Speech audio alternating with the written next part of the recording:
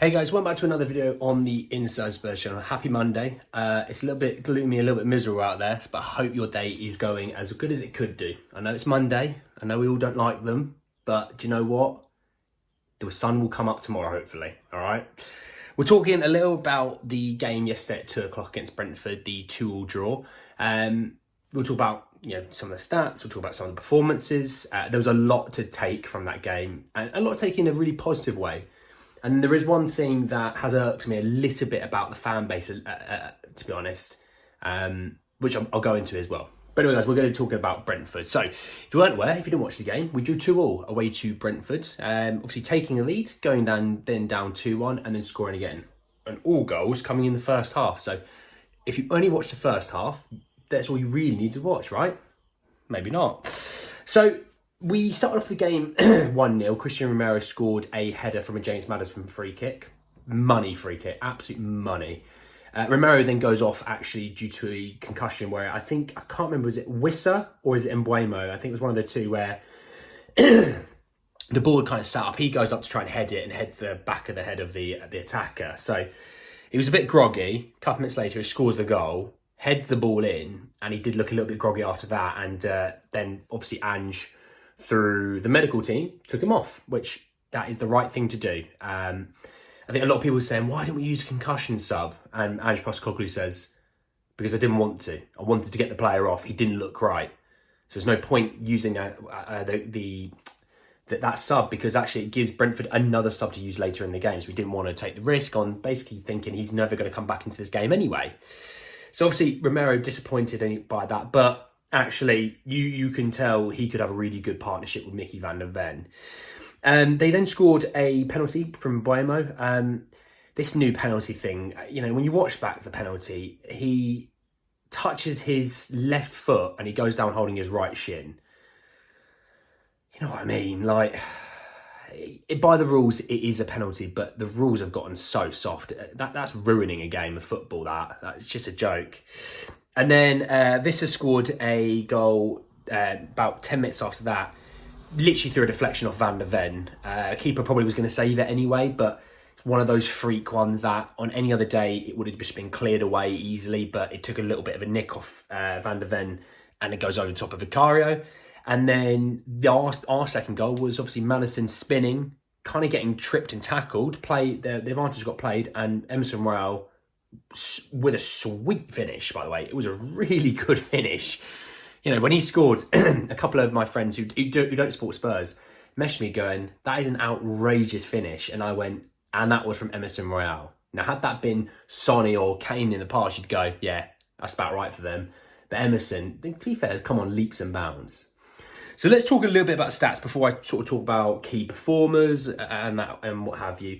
And Spurs dominated possession, 70% to their 30%. We had 18 shots to their 11, 6 on target for each. Corners-wise, we had double their corners with 6 and they had 3. And pass-actually-wise, we were very efficient with the ball. We had 89%. I think the stats don't really show the game completely. I think there was times where Brentford definitely fluffed a few of their lines. I thought at times sometimes we struggled to break them down a little bit. Obviously I know we scored 2, but it definitely felt like we struggled to break them down a little bit.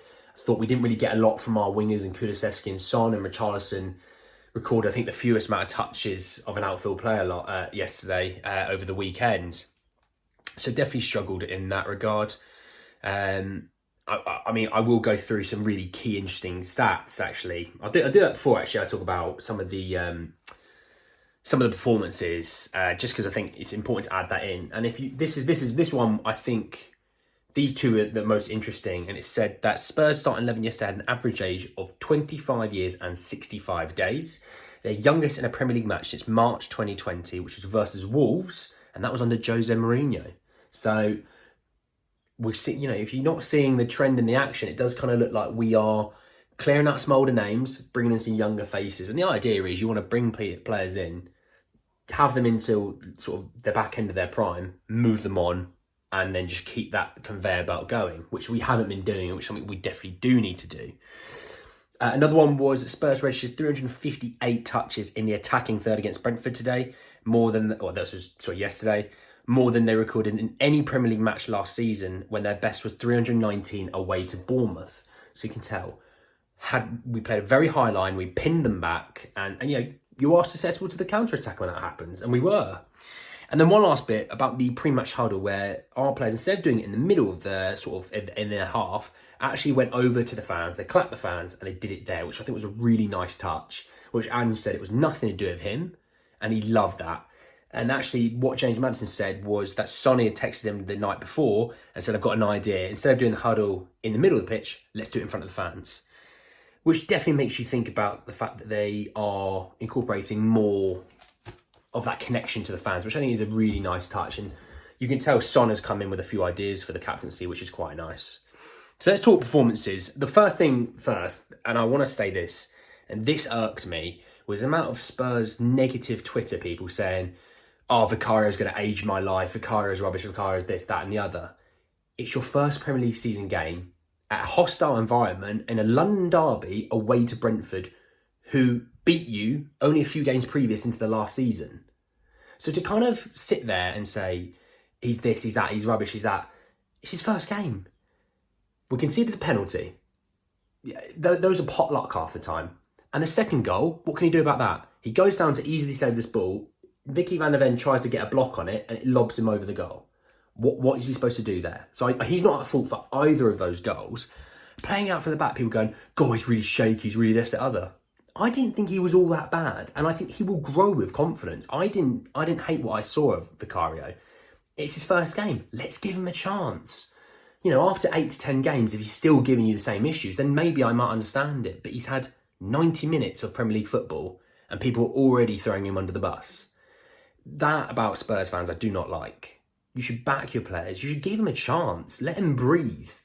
When we play Man United next week, he's got another difficult test. But, hopefully on a bigger pitch in front of his own fans, he'll feel a lot more at home and a lot more confident. I guarantee if we played Brentford at home yesterday, you'd have seen a much more confident Vicario in a stadium that are full of people that want to support him.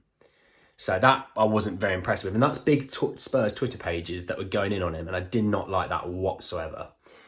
In terms of the back four, we definitely saw a really top quality left back, in my opinion, Destiny Udogie. Pacey, physical, good on the ball, drives the ball really well. I really like what I saw of Destiny Udogie. Again, it's his first game, but I was really happy with that performance. Going from left to right, Mickey van der Ven is trained 3 times. No preseason football, nothing. And I thought, yeah, that looks like there's a player there. It was quite funny. He put the burners on, obviously really put his foot down, and he ran away from their attacking and our defenders to make sure a ball didn't get in behind. There's some pace on that boy. Honestly, it was literally like watching Haaland. When Haaland gets a head of steam and he just gallops, it was that kind of vibe. He just galloped away from everyone. I was quite impressed by that, actually. Fairly good on the ball. At first I was a bit like, oh, is he any good on the ball? And then as the game went on, I went, no, he is good on the ball. He span away from defenders. He looked confident. I felt at ease with him at the back. Romero only played about 20 minutes. Looked good for the 20 minutes, made some good challenges. Obviously scored a goal. Shame about the header, their head. But he says he's fine, so that's always a good sign. Sanchez came on. Sanchez made some really good blocks. Actually, playing out from the back, I didn't really see much of an issue with Sanchez. I didn't think he was that bad, to be honest. I'm not going to slag him off either. When you don't start a game, you have to get thrown in the middle of the game and you're a bit like, whoa, the tempo's a bit high. I need to try and get in the game. I didn't really see too much of an issue. Emerson Royale, going forward, really, really impressed with him. Obviously scored that lovely goal. Linked up play really well. Played an inverted central midfield role. I was quite intrigued at, would he be able to do it? And actually, he did look quite comfortable on there. Defensively, though, did get caught a few times. Out of position, players just running away from him. That was a bit more a worry, where you actually would think defensively more solid, attacking-wise a little bit less confident. Weirdly, it's flipped the other way around. So hopefully maybe it's a one-off game, but yeah, definitely that was a slight worry, in my opinion. Midfield-wise, Bissouma, oh my God, player of the match for a bloody reason. What a player he was yesterday. It's like a new signing in a way, And the fact that 35 million he cost us, had he played at Brighton last season, the way he ended the season before he joined us, he'd be worth double, nearly triple that now. He was fantastic yesterday, controlled the midfield, dominated in the pivot, and really allowed Maddison to get on the ball and get forward more. Maddison, Tursis, very good debut performance for him as well. Really impressed with his link up.